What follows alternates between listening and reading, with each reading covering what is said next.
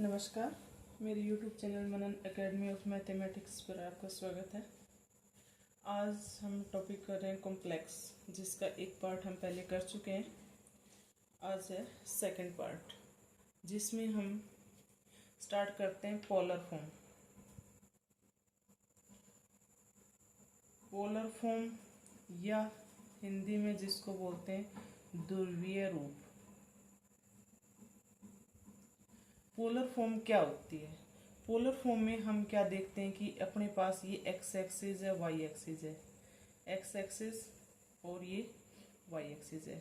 हम जब complex number को यहाँ पे डिनोट करते हैं, हमने कोई पॉइंट पी लिया जिसमें हमने एक्स और वाई को प्लॉट किया, तो यहाँ से जो ये एंगल बनता है उस एंगल को हमने नाम दिया थीटा।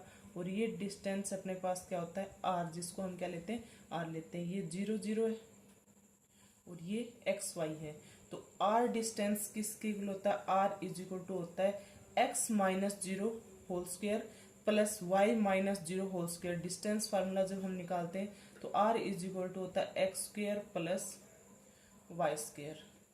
अब हम बात करते हैं, इसको मैंने यहाँ से इस पे परपेंडिकुलर ड्रॉ कर दिया, तो ये अपने पास क्या हो गया? परपेंडिकुलर हो गया, यानी कि लंब हो गया। ये हाइपोटेनस यानी कर्ण हो गया, ये आधार यानी बेस हो गया। तो अब हमें ये जो डिस्टेंस है ये क्या है? एक्स है, और ये इतना जो डिस्टेंस है वो क्या है? वाई है, एक्स और वाई। अब हमें क्या निकालना है? जो अपने पास फॉर्म होती है z is equal to x plus iota Y, उसको हमें पोलर कोऑर्डिनेट में चेंज करना है, यानी r और थीटा में चेंज करना है। तो हम क्या लिखेंगे? उसको हम लिखते हैं x की वैल्यू निकालेंगे और y की वैल्यू निकालेंगे। x की वैल्यू क्या आएगी? जब हम लेंगे, ये अपने पास क्या है? बेस है, यानी कि आधार है, और ये क्या है? लंब यानी कि परपेंडिकुलर, ये हाइपोटेन्यूज है। जब हम एंगल से यहाँ पे ट्रिग्नोमेट्री फंक्शन का यूज करके ट्रिग्नोमेट्री रेशो निकाल लेंगे इनका, एक्स और वाई आर का यूज करके, तो क्या होगा? अपने पास क्या होता है? Sine theta is equal to क्या होता है? लंब यानी कि वाई अपॉन कर्ण यानी हाइपोटेन्यूज आर। तो y की वैल्यू क्या आ गई अपने पास? y इज इक्वल टू आ गया r साइन थीटा। इसी तरह से x की वैल्यू भी आ जाएगी, x इज इक्वल टू क्या आ जाएगा? जब निकालेंगे x अपॉन r निकालेंगे तो वो कोस थीटा के इक्वल होगा, और x इज इक्वल टू आ जाएगा r कोस थीटा। तो x और y की वैल्यू आ गई, वो यहाँ पे पुट कर देंगे। x is equal to r cos theta plus iota, y की वैल्यू क्या है? r sine theta. r को थ्रू आउट कॉमन ले लेंगे, r is into cos theta plus iota sine theta.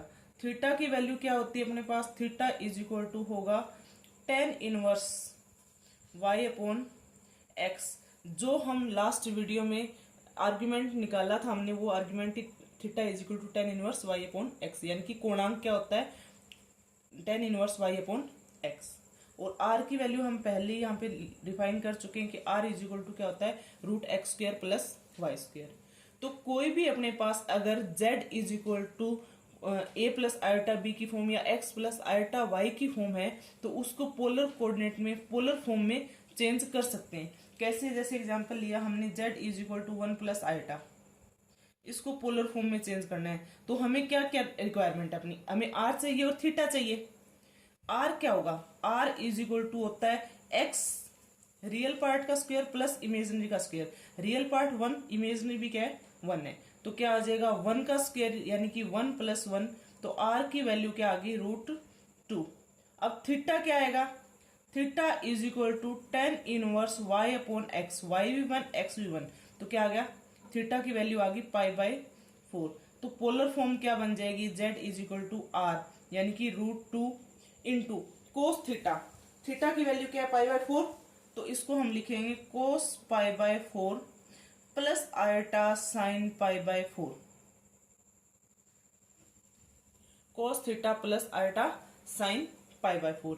तो ये अपने पास क्या आ गई? जो z plus 1, z is equal to 1 plus iota था, उसकी पोलर फॉर्म यानी कि ध्रुवीय रूप क्या आ गया अपने पास? z is equal to root 2 cos pi by 4 plus iota sine pi sine pi by 4। तो कोई भी नंबर अगर कॉम्प्लेक्स नंबर है उसको हमें चेंज करना होता है पोलर कोऑर्डिनेट में, तो इस टाइप से पोलर कोऑर्डिनेट में चेंज कर सकते हैं। यहां से अपने पास डायरेक्ट है कि आर क्या है, √2 क्या है, मॉडुलस ऑफ जेड। ये किसके इक्वल है, मॉडुलस के इक्वल होता है। आर किसके इक्वल होता है, मॉडुलस। तो √2 ये जो बाहर वैल्यू है वो क्या है, मॉडुलस है। और ये जो एंगल है उनको क्या बोलेंगे, आर्गुमेंट ऑफ जेड। अगर पोलर फॉर्म है तो उससे हम मॉडुलस और आर्गुमेंट डायरेक्ट बता सकते हैं, सिंपल हो जाता है इतना। तो ये क्या था, अपने पास पोलर फॉर्म थी। कोई भी कॉम्प्लेक्स नंबर है उसको पोलर फॉर्म में कन्वर्ट करना है तो कैसे कन्वर्ट कर सकते हैं। अब नेक्स्ट हम देखते हैं कि जेड इज इक्वल टू, इसको हम लिखते कैसे हैं कि इसको मैं ये भी लिख सकती हूँ कि Z is equal to are theta. जब ये अपने पास कार्टेशियन फॉर्म होती है उसमें हम क्या लिखते हैं, जेड को एक्स वाई की फॉर्म में लिख सकते हैं, एक्स इंटू वाई। ये कार्टेशियन फॉर्म है। पोलर फॉर्म क्या होगी, z is equal to are theta, जिसका मतलब होता है कि r into cos theta plus iota sine theta. अब जेड इज इक्वल टू क्या है, कोई भी हमने Z1 ले लिया जिसमें क्या value R1 plus R1 into theta 1 है। Z2 है वो किसके इक्वल है, R2 प्लस इंटू थीटा 2। इस टाइप से अपने पास वैल्यू है। Zn किसके इक्वल है, Rn इंटू थीटा n। अब यहां से हमें क्या निकालना है, Z1 Z2 Z3 Zn जो भी अपने पास कॉम्प्लेक्स नंबर है उनका प्रोडक्ट निकालना है। तो Z1 into Z2 into Z3 up to Zn तक, तो वो किसके इक्वल होगा, वो हमारे पास जो R1 R2 R3 इनका तो मल्टीपल हो जाता है, R1 R2 R3 Rn into coma क्या लगेगा, थीटा 1 थीटा 2 थीटा 3, ये जो वैल्यू है वो सारी क्या हो जाएंगी, ऐड हो जाएंगी कि theta 1 plus theta 2 up to चलता जाएगा कहां तक, थीटा n तक। तो ये इनका क्या होगा, प्रोडक्ट। अगर मैं डिवाइड करना चाहती हूँ कि Z1 अपॉन Z2 तो वो किसके इक्वल होगा, R1 इन अपॉन R2 हो जाएगा और थीटा 1 माइनस क्या हो जाएगा, थीटा 2। तो इसको मैं इस फॉर्म में भी लिख सकती हूँ कि Z1 अपॉन Z2 है तो वो क्या हो जाएगा, R1 upon R2 theta 1 minus theta 2। तो ये फॉर्म होती है। अब अपने पास कोई भी अगर कॉम्प्लेक्स नंबर है, Z is equal to a plus iota B की फॉर्म का कोई भी अगर कॉम्प्लेक्स नंबर है उसको मैं आयोटा से मल्टीप्लाई कर दूं, अगर आयोटा से मल्टीप्लाई करूं तो उसका जो कोणांक है जो हमने लास्ट वीडियो में किया था, या मैं बोलूं कि आर्गुमेंट ऑफ जेड, उसमें क्या होगा, क्या डिफरेंस आएगा उसमें कि जेड हमारे पास ए प्लस आयोटा बी की फॉर्म थी, मैंने उसको आयोटा से मल्टीप्लाई कर दिया, उस फॉर्म को ए प्लस आयोटा बी को किस से मल्टीप्लाई कर दिया, आयोटा से मल्टीप्लाई कर दिया। तो क्या आ जाएगा, क्या वैल्यू आएगी अपने पास, आर्ग्यूमेंट ऑफ जेड में क्या डिफरेंस आएगा इसमें कि पहले जो आर्ग्यूमेंट था वो किस से बढ़ जाएगा, π/2 से बढ़ जाएगा, यानी कि इंक्रीज हो जाएगा। अगर पहले अपने पास कोई भी एग्जांपल लें, उसका आर्ग्यूमेंट जेड निकाला था, उसकी वैल्यू अगर π/4 थी, अगर उसको हमने आयटा से मल्टीप्लाई कर दिया, जैसे z is equal to 1 plus iota है, इसका आर्ग्यूमेंट क्या है, π/4 है। अगर मैंने इसको आयटा से मल्टीप्लाई कर दिया कंप्लीट, तो इसका जो आर्ग्यूमेंट है वो क्या हो जाएगा, π/4 प्लस π/2 हो जाएगा। अगर तो मैंने इसको 1 प्लस आयटा है और माइनस आयटा से मल्टीप्लाई किया तो इसका आर्ग्यूमेंट क्या हो जाएगा, π/2 कम हो जाएगा, यानी कि π/4 माइनस π/2 कम हो जाएगा उससे। तो ये एक रिजल्ट था कि कोई भी अगर कॉम्प्लेक्स नंबर है उसको मैं आयटा से मल्टीप्लाई कर देती हूँ तो उसका जो आर्ग्यूमेंट है वो π/2 बढ़ जाएगा, माइनस आयटा से मल्टीप्लाई करती हूँ तो π/2 कम हो जाएगा, डिक्रीज हो जाएगा। और उसका जो मापांक है, यानी कि जो मॉडुलस है, जो मॉडुलस हम निकालते हैं मापांक है, उसमें कोई चेंज नहीं होगा, वो क्या रहेगा, नो चेंज। किसी से भी हमने मल्टीप्लाई किया, चाहे आयटा से मल्टीप्लाई किया है चाहे माइनस आयटा से मल्टीप्लाई किया है, जो मॉडुलस है वो नो चेंज रहेगा, उसमें कोई किसी भी टाइप का चेंज नहीं आएगा। तो ये अपने पास एक क्या था, एक रिजल्ट था कि आर्गुमेंट को कोई भी कॉम्प्लेक्स नंबर का उसको किसी से मल्टीप्लाई करने पे क्या डिफरेंस आता है। नेक्स्ट टॉपिक है अपना इसमें कि कोई भी कॉम्प्लेक्स नंबर है उसको एक्सपोनेंशियल फॉर्म में लिखना, कि e की पावर में चेंज करना। कैसे लिखते हैं e की पावर में, कि z is equal to x plus iota y की फॉर्म है अपने पास। z is equal to iota y है, हमें क्या चेंज करना है, इसको एक्सपोनेंशियल फॉर्म में चेंज करना है, यानी कि e की पावर में कन्वर्ट करना है। तो मैंने अभी अभी ये लिखा था कि z is equal to x plus iota y की जो फॉर्म है उसको अगर पोलर फॉर्म में मैं लिखती हूँ तो क्या लिखा जाएगा, r into cos theta plus iota sine theta लिखेंगे। क्या लिखेंगे उसको, r into cos theta plus iota sine theta लिखा। हमें पता है क्या कि cos theta plus iota sine theta की वैल्यू क्या होती है, e की पावर अल्टा थीटा होता है। तो इसको मैं क्या लिख सकती हूँ, r इंटू ई की पावर अल्टा थीटा लिखा जा सकता है इसको। और ये फॉर्म क्या किसके इक्वल है, ये z के इक्वल है। तो ये कौन सी फॉर्म होगी, एक्सपोनेंशियल फॉर्म होगी कॉम्प्लेक्स नंबर में। ये जो फंक्शन है cos theta plus iota sine theta is equal to e iota theta, ये आइलर फॉर्म होती है, आइलर थ्योरम है अपने पास, एक आइलर फार्मूला कह सकते हैं जिसको, cos theta plus iota sine theta is equal to e की power iota theta, Euler formula जो है। क्लियर है, ये थी अपने पास एक्सपोनेंशियल फॉर्म। अब अगर अपने पास लोगरिथम में कॉम्प्लेक्स नंबर है, अगर लोगरिथम में कोई भी कॉम्प्लेक्स नंबर है तो उसमें हम रियल और इमेजिनरी पार्ट को अलग अलग कैसे करेंगे, सेपरेट उनको कैसे करेंगे वो देखना है। कि अपने पास कोई भी z था उसका log लिया तो log z बना, उसको हम log z है तो या फिर ये लिखें कि log e x plus iota y है। तो अब इसमें रियल पार्ट क्या बताएंगे, इमेजिनरी क्या बताएंगे, तो उसके लिए हमें क्या देखना है कि log ऑफ ई जेड किसके इक्वल होता है, log of e r plus iota theta. अब r हमारे पास क्या, अभी अभी हमने किया था, r इज इक्वल टू होता है root x square plus y square, और थीटा क्या होता है, tan inverse y upon x, जो हम पीछे करके आए हैं अभी।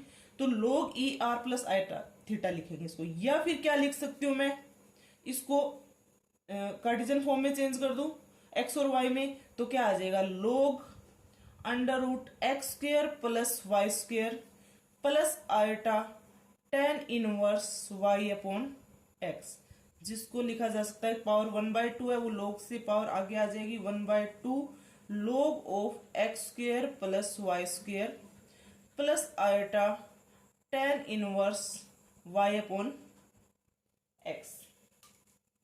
एक एग्जांपल लेते हैं कि हमने क्या लिया, कोई फंक्शन ले लिया z is equal to log 1 plus iota, इसको कन्वर्ट करना है तो क्या लिखेंगे, 1 प्लस आइटा यानी कि log r क्या होगा, या फिर मैं इस फॉर्म से यहां से लिखूं तो 1/2 log एक्स स्क्र, एक्स की वैल्यू 1, y की वैल्यू भी 1, x square plus y square यानी कि 1 प्लस 1 2 प्लस आइटा tan इनवर्स 1, जिसको क्या लिखा जा सकता है 1/2 log ऑफ 2 प्लस आइटा π/4। ये अपने पास क्या आ गया, log फंक्शन जो था उसको हमने इसमें कन्वर्ट कर दिया है। तो इस टाइप से आप कोई भी फंक्शन है उसको log में तो उसको चेंज कर सकते हैं। हमें क्या करना है कि 1/2 log x square plus y square plus iota tan inverse y upon x, या फिर इसको फॉर्म पोलर फॉर्म में लिखें तो log e r plus iota theta होगा, सिंपल। ठीक है, अब हम निकालते हैं कि कोई भी अगर कॉम्प्लेक्स नंबर है तो उसका स्क्वायर कैसे निकालेंगे, स्क्वायर रूट कैसे निकालें, तो square root of complex number, कि कोई भी कॉम्प्लेक्स नंबर है अपने पास उसका हमें स्क्वायर रूट निकालना है, यानी कि उसका वर्ग निकालना है। कि z is equal to a plus iota b form है, या फिर x प्लस आइटा वाई, कोई भी किसी भी फॉर्म में आप लिख सकते हैं कि z is equal to x plus iota y की फॉर्म है। तो हमें क्या करना है, हमने ये ले लिया कि z is equal to x plus iota y से डिनोट कर दिया इसको। तो इसका हमें क्या निकालना है, स्क्वायर रूट निकालना है। स्क्वायर रूट में हम क्या करेंगे, दोनों तरफ यहाँ पे क्या कर देंगे, रूट कर देंगे। Root z is equal to क्या आ जाएगा, root x plus iota y. इसको मैंने ए प्लस आयोटा बी लिख दिया। तो हमें क्या करना है, स्क्वायर करना है। तो ए प्लस आयोटा बी यानी कि ए प्लस आयोटा बी का होल स्क्वायर होगा is equal to x plus iota y होगा। जब इसका मैं होल स्क्वायर खोलूंगी तो क्या बन जाएगा, a square minus b square plus 2 iota a b is equal to x plus iota y. जब मैंने इसको कंपेयर किया, रियल पार्ट रियल के साथ कंपेयर होगा, इमेजनरी पार्ट है वो इमेजनरी के साथ। तो x की वैल्यू क्या आएगी, ए स्क्वायर माइनस बी स्क्वायर और y इज इक्वल टू क्या होगा, 2ab। जब इन दोनों इक्वेशन को 4ab के लिए सॉल्व करेंगे तो अपने पास क्या आ जाएगा, इसका स्क्वायर रूट आ जाएगा। हमें a और b की वैल्यू अलग अलग निकालनी है कि a square minus b square is equal to x है और 2ab is equal to Y है। तो इसको हम सॉल्व कर लेंगे 4ab, तो अपने पास क्या आएगा, स्क्वायर रूट आएगा। उसको सॉल्व करने के बाद वैल्यू क्या आएगी अपने पास, plus minus modulus z plus x by 2 raise to power 1/2 plus iota modulus z minus x by 2 और पावर 1/2। तो ये वैल्यू क्या आ गई अपने पास, स्क्वायर रूट ऑफ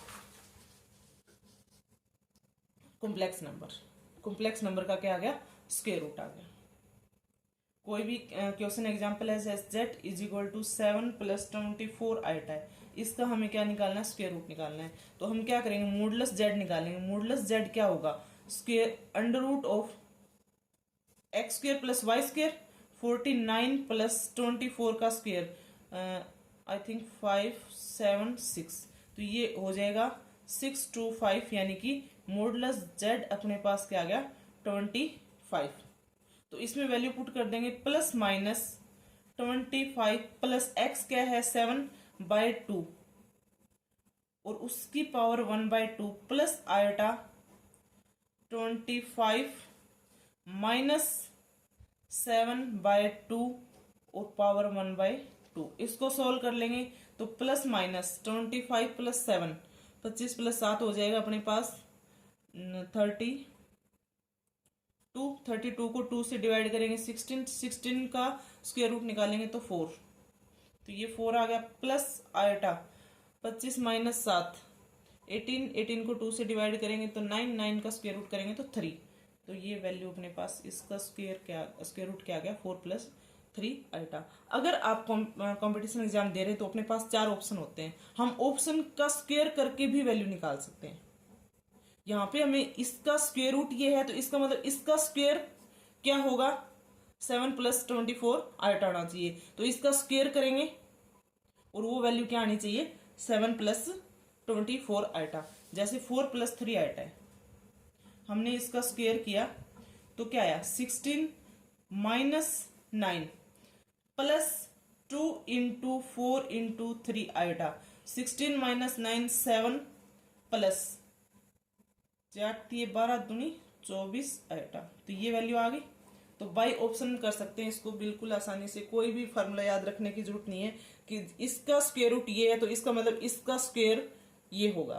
तो हमें क्या करना है, डायरेक्ट स्क्वायर करना है और जो वैल्यू अपने पास आती है हम टिक कर सकते हैं। तो बाय ऑप्शन इस टाइप से हम इसको सॉल्व कर सकते हैं। तो ये अपने पास था square root of complex number. तो हमने अभी टॉपिक कर लिया है, स्क्वायर रूट कर लिया। एक्स को अगर पोलर फॉर्म में लिखना है तो वो लिख दिया, एक्सपोनेंशियल फॉर्म में लिखना है तो, और लॉग की फॉर्म में है तो हम उसको क्या करेंगे। अब आता है रूट ऑफ यूनिटी।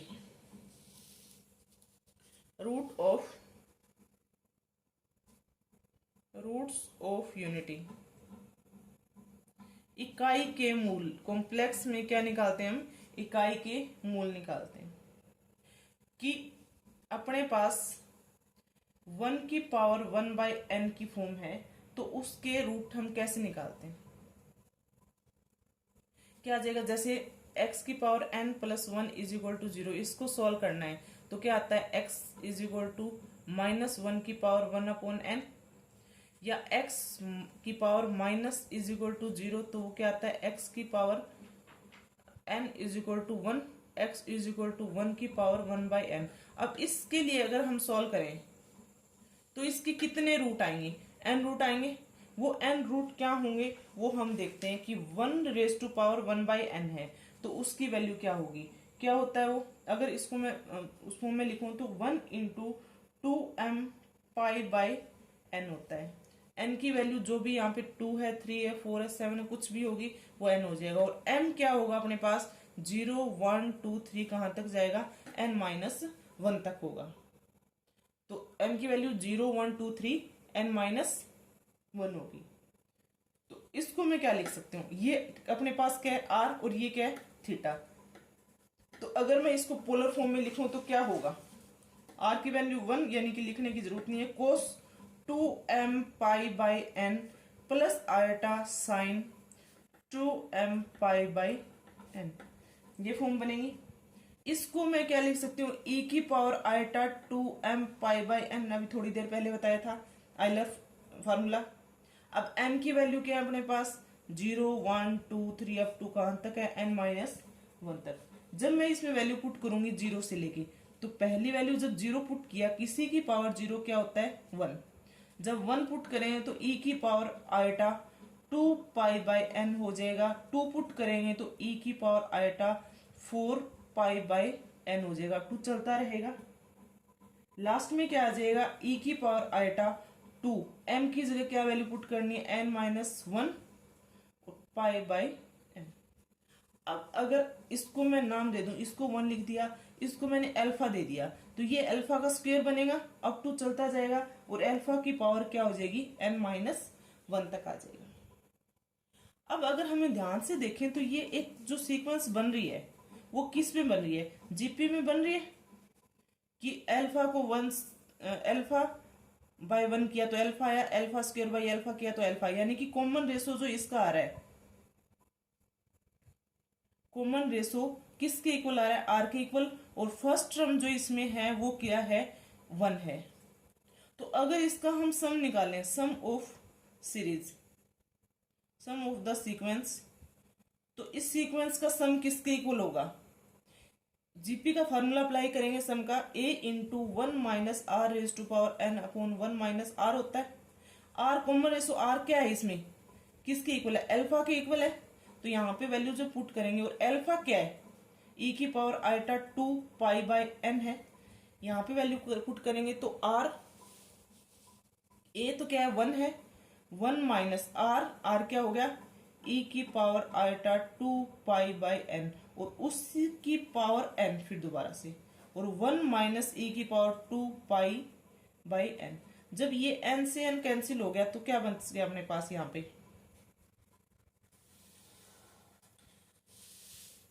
क्या वैल्यू आ गई 1 माइनस e की power eta 2 pi upon 1 minus e की power eta 2 pi by n। अब ये वैल्यू क्या होगी, e की पावर आयटा 2 पाई किसके इक्वल होगा, आई थिंक 1। क्यों कि ये किसके इक्वल होता है, कोस 2 पाई प्लस आयटा साइन 2 पाई। कोस 2 पाई पे वैल्यू 1, साइन पे 0, तो किसके इक्वल आ गई वैल्यू 1 के। 1 माइनस 1 किसके इक्वल हो जाएगा 0। तो अपने पास क्या आ गया कि sum of the root of unity किसके इक्वल होता है, sum of the root of unity, roots of unity किसके इक्वल होगा 0 के इक्वल होता है। ठीक है, जो इकाई के मूल हैं उनका अगर जोड़ करें हम तो वो किसके इक्वल आता है 0 के इक्वल आता है। अगर अब पर्टिकुलर केस लेते हैं, कोई पर्टिकुलर केस लिया हमने, उसमें हमने क्या ले लिया n इज इक्वल टू 3 ले लिया, तो 1 की पावर 1/3 होगा, वो किसके इक्वल होगा, यहाँ पे n की जगह क्या पुट कर देंगे 3 पुट कर देंगे, तो क्या आ जाएगा 1 इंटू 2m पाई बाई 3, और m की वैल्यू क्या होगी 0 1 2। जब n था तो वैल्यू n-1 थी, 3 है तो 3 से 1 कम हो जाएगा, 0 1 और 2 हो जाएगी वैल्यू। जब m is equal to 0 put करेंगे, ये वैल्यू क्या आ जाएगी अपने पास, इसको मैं लिख सकती हूँ cos 2m pi by 3 plus iota sine 2m pi by 3। जब m इज इक्वल टू 0 लेंगे तो वैल्यू क्या बनेगी, m 0 हो जाएगा, कोस 0 1 प्लस साइन 0 0, तो वैल्यू क्या आ जाएगी 1 आ जाएगी। जब m इज इक्वल टू 1 लिया तो क्या आ जाएगा cos 2 pi by 3 plus iota sine 2 pi by 3। इसको मैं क्या लिख सकती हूँ cos pi minus pi by 3 plus iota sine pi minus pi by 3।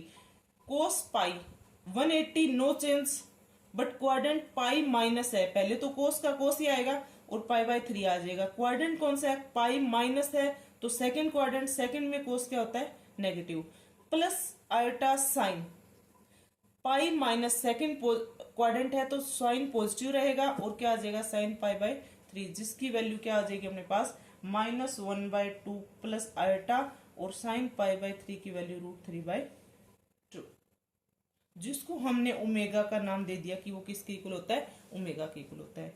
जब m इज इक्वल टू 2 लेंगे तो क्या वैल्यू आएगी, 2 वैल्यू पुट की तो क्या आ गया अपने पास cos 4 pi by 3 plus iota sign 4 pi by 3। अब इसको किस फॉर्म में लिखूंगी मैं, cos pi plus pi by 3 होगा plus iota sine pi plus pi by 3 होगा। अब दोनों साइन किसके आएंगे माइनस के, क्योंकि पाई प्लस पाई में तो नो चेंज रहेगा, बट क्वाड्रेंट कौन सा आ गया थर्ड, थर्ड में साइन और कोस दोनों नेगेटिव होते हैं, तो इसकी वैल्यू आ जाएगी अपने पास cos minus cos pi by 3 minus iota sine pi by 3, जिसकी वैल्यू होगी -1/2 माइनस आयोटा √3/2, जिसको मैंने किसका नाम दे दिया ओमेगा स्क्वायर। तो अपने पास क्यूब रूट ऑफ यूनिटी, जिसको ये पर्टिकुलर केस है इसको बोलते हैं क्यूब रूट ऑफ यूनिटी, इकाई के घनमूल, इकाई के घनमूल। तो ये वैल्यू आ गई अपने पास, जिसको हमने क्या होते हैं ये 1 ओमेगा और ओमेगा स्क्वायर ये होता है। अब इसके लिए देखते हैं कि ओमेगा की प्रॉपर्टी कौन कौन सी है। ओमेगा की फर्स्ट प्रॉपर्टी है अपने पास कि अगर ओमेगा की पावर 3 लें, omega cube is equal to क्या होता है 1 होता है, 1 plus omega square is equal to क्या होता है 0।